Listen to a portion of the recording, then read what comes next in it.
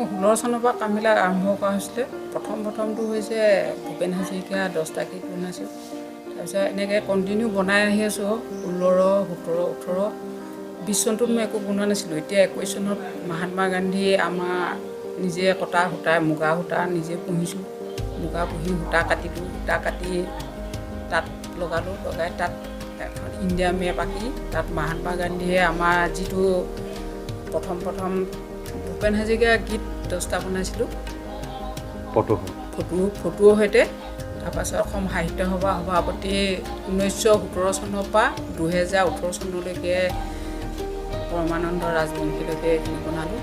তাৰপাছত আছিলে ইণ্ডিয়াৰ লিডাৰ বনালোঁ 24জন।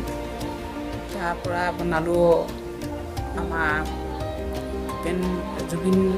জুবিনৰ গান 10টা বনাইছোঁ। 2টা ঔ দেতা ঔ মা গান 2টা বনাইছিলোঁ।